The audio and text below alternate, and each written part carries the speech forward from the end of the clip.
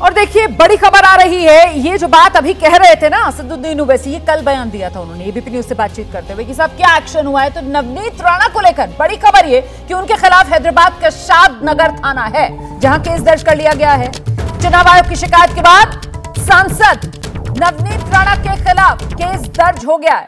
नवनीत राणा ने टिप्पणी की थी, कांग्रेस को वोट देना पाकिस्तान को वोट देना जैसा है, जिसको चुनाव आयोग ने गंभीरता से लिया है। अच्छा, ये नवनीत राणा ने ये बयान भी दिया था हैदराबाद में जब वो प्रचार करने के लिए पहुंची थी माधवी लता के लिए कि कांग्रेस को वोट देना बेकार करना है, अपने वोट को कांग्रेस को वोट देना मतलब जैसे पाकिस्तान को आप वोट दे रहे हो। सुनिए जरा रोड शो में क्या कहा था नवनीत राणा ने।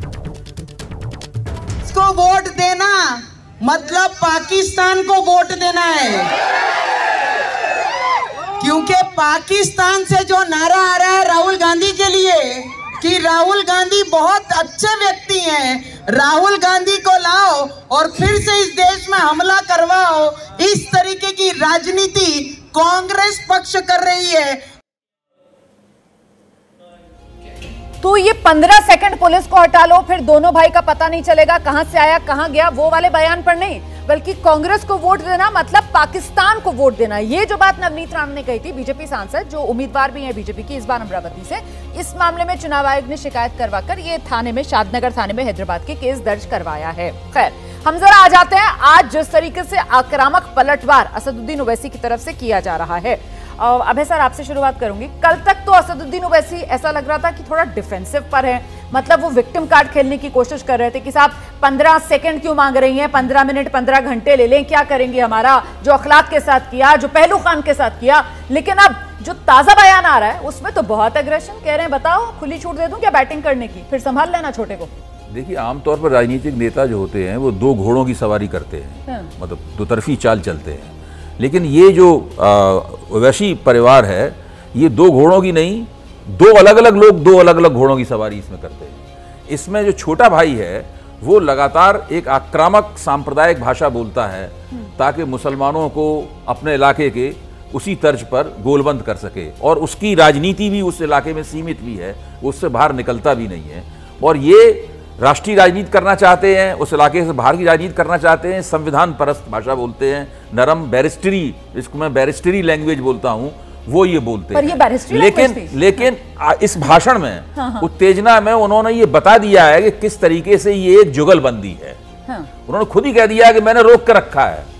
ये क्रिकेट भी खेलते रहे हैं ओवैसी साहब, बड़े बड़े भाई, मतलब आप कह रहे हैं कि इस बयान से दोनों भाइयों के बीच की जो जुगलबंदी है वो बिल्कुल स्पष्ट होकर निकल के आ गई है कि आप सांप्रदायिक भाषा बोलिए, हम संविधान परस्त भाषा बोलेंगे। ऐसे लोगों की ये जुगलबंदी है, ये अंततः हिंदू राष्ट्रवाद की जो राजनीति है उसको ही पानी देती है, और वही देती भी है हर जगह। इसी तरीके से राजनीति उसको इस्तेमाल करती है। कल वो प्रियंका गांधी कह रही थी कि साहब ये असदुद्दीन ओवैसी जो है ये बीजेपी की बी टीम है, ये नूरा कुश्ती चल रही है बीजेपी और असदुद्दीन ओवैसी। दोनों के बयान आप देखिए, नवनीत राणा का और असदुद्दीन ओवैसी का, मुझे तो वाकई ये नूरा कुश्ती लग रही है, क्योंकि हैदराबाद की उस सीट में दोनों अपने अपने पक्ष को पोलराइज करने में लगे हुए हैं।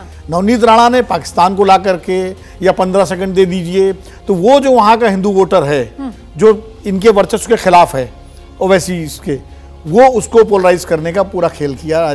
और ओवैसी साहब ने जवाब में पहले बड़ा नरमी बरती कि हम आ जाएंगे, जहाँ कहिए वहाँ आ जाएं, और उनको लगा होगा कि इस नरमी से मामला ठीक नहीं है, तो उन्होंने उसके बाद गर्मी में आ गए। वो आमतौर पर ये असदुद्दीन ओवैसी की भाषा नहीं है।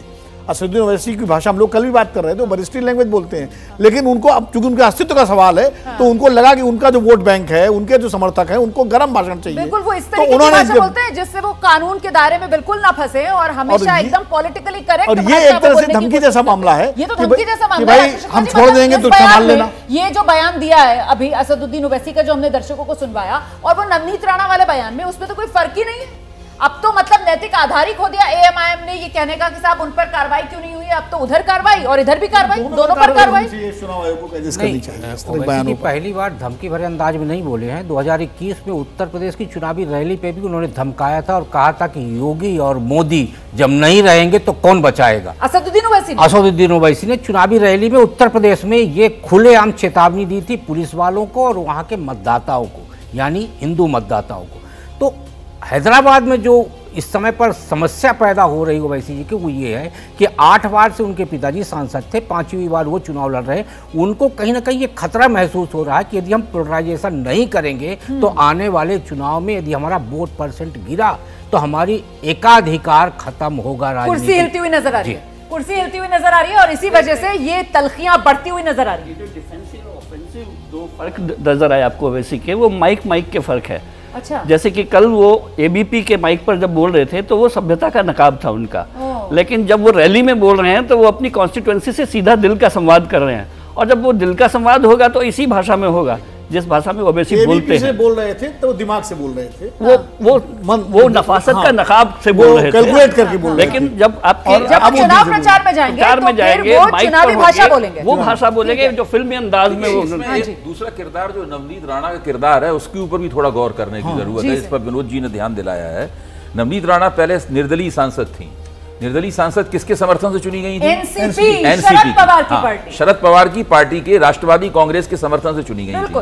फिर उन्होंने प्याज खाना शुरू किया, मतलब अगर इस उदाहरण को दिया जाए, और अब जो भाजपा में उनके हिंदू राष्ट्रवाद की राजनीति में उनका जो प्रवेश हुआ है, उसमें वो सबसे ज्यादा उग्र होकर सांप्रदायिक राजनीति का हनुमान चालीसा का पाठ करने से उन्होंने शुरुआत सड़क पर बैठ के किया था। उसके बाद ये सिलसिला शुरू हो गया। ऐसे लोग जो नए नए भाजपा में आते हैं वो बहुत ज्यादा जो पारंपरिक रूप से भाजपाई है उनसे भी ज्यादा सांप्रदायिक भाषा बोलते हैं, और उनका भाजपा की तरफ से इस्तेमाल भी किया जाता है योजना पूर्वक। क्योंकि आप लोग सब इस बात को लेकर सहमत हैं कि जब इस तरीके के भड़काऊ बयान सामने आते हैं तो कहीं ना कहीं एक वर्ग जो है वोटर्स का, उसकी गोलबंदी होती है जिसका फायदा राजनीतिक दलों को मिलता है। जैसे ही घड़ी का काटा दोपहर 2:30 पे आए, बबीता जी का दिल सास बहू साजिश के लिए मचल जाए।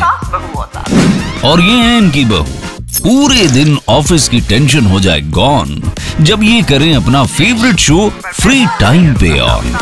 इनकी तरह आप भी देखिए अपना फेवरेट शो अपने टाइम पर और डाउनलोड कीजिए एबीपी लाइव ऐप अपने स्मार्ट टीवी पर।